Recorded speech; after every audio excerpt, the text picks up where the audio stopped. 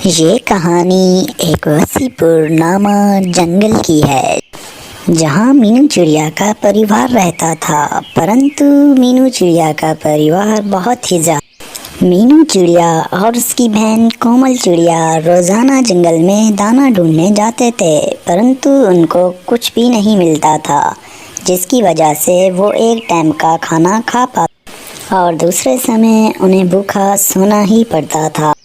बाबा, मैं इस गरीबी से बहुत ज़्यादा तंग आ गई हूँ। मैं और मेरी बहन कोमल सारा दिन मेहनत करते हैं और हमें कुछ भी दाना नहीं मिलता। सारे पंछियों के पास तो अपनी अपनी फसलें हैं, परंतु हमें तो खाने को भी दाना नहीं मिलता।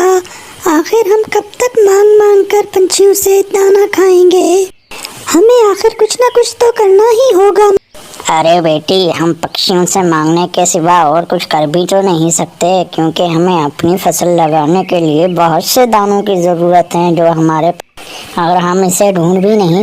हाँ मीनू बहन, मुझे बहुत ज़्यादा भूख लग रही है, चलो हम कुछ दाना ढूंढने चलते। मीनू चिड़िया और कव्वल चिड़िया दोनों ही दाना ढूंढने के लिए निकल जाते हैं और वो कालू कौवे के घर पहुंचते हैं। कालू कौवे, हमें थोड़ा सा भोजन दे दो, हमारा पूरा परिवार बहुत भूखा है, हम पर थोड़ी दया करो। अरे कोमल चिड़िया, एक तो तुम मेरे पास ही क्यों आ जाती हो मांगने के लिए? इस पूरे जंगल में तुम्हें मेरा ही घर दिखता है क्या? निकल जाओ यहाँ से, मेरे पास कोई फालतू भोजन नहीं है तुम्हें देने के लिए। कोमल चिड़िया वहाँ से उदास होकर दूसरी तरफ चल। वहीं दूसरी तरफ मीनू चिड़िया कुछ भोजन लेकर घर ही वापस जा रही होती है कि उसे रास्ते में तोते का बच्चा जख्मी मिलता है और वो बहुत ही ज़्यादा रहमदिल होती है, उसकी पट्टी कर देती। अरे नन्हे मुन्ने मिट्टू, तुम इस तरह जख्मी कैसे हो गए? अरे मीनू आंटी, मेरे बाबा दूसरे जंगल के महाराज हैं। मैं गलती से इस जंगल में आ गया हूँ। मैं रास्ता ढूंढने लगा तो गलती से मैं गिर गया और मुझे चोट लग गई।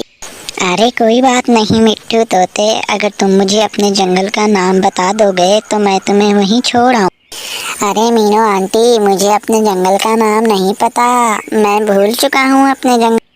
ओहो, ये तो बहुत ज़्यादा बुरा हुआ मिट्टू तोते। चलो कोई बात नहीं, अब तुम मेरे साथ मेरे घर चलो। अरे मीनू बेटा, ये तुमने क्या किया? हमारे पास खुद को खाने के भोजन नहीं और तुम इसको भी ले आई। अब हम इसको कहाँ से खिलाएंगे भोजन?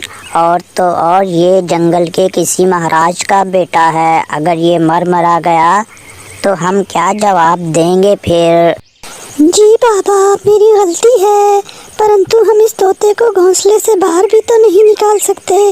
कहीं ऐसा ना हो कोई चील इसे नुकसान पहुंचा दे। ठीक है मीनू बेटा, अगर तुम इस तोते को अपना भाई बनाना चाहती हो तो ठीक है, परंतु ये आप याद रखो कि ये तोता जैसे ही बड़ा होगा ये हमें छोड़कर चला जाएगा और हमें इसको पालने का कोई भी फ़ायदा नहीं होगा। नहीं बाबा, मेरा मानना ये है कि अगर हम किसी के साथ अच्छा करेंगे तो उसके बदले में हमारे साथ भी अच्छा सलूक हो।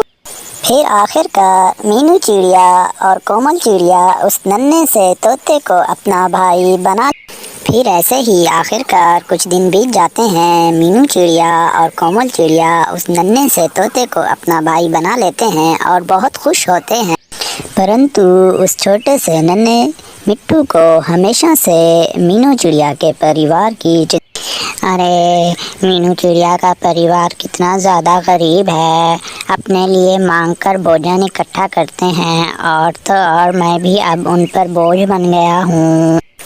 परंतु मीनू बहन खुद भूखी सो जाती है, वह मुझे दाना ज़रूर खिलाती है। मुझे अब मीनू बहन के परिवार के लिए कुछ ना कुछ ज़रूर करना पड़ेगा। वह मिट्टू तोता जंगल में इधर उधर घूम रहा होता है कि उसे जंगल में बोर्ड लगा नज़र आता है। दोस्तों, अगर आप इस कहानी का अगला भाग देखना चाहते हैं तो हमें कमेंट बॉक्स में ज़रूर बताएं और हमारे चैनल को सब्सक्राइब करें।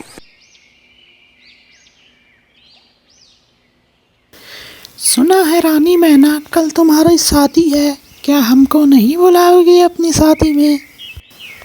क्यों नहीं, आपको तो बिल्कुल बुलाऊंगी। मैं काम में कुछ ज़्यादा ही व्यस्त थी, इसीलिए आपको बुलाना याद नहीं रहा। आप भी ध्यान रखें, कल आपको मेरी शादी में ज़रूर आना है।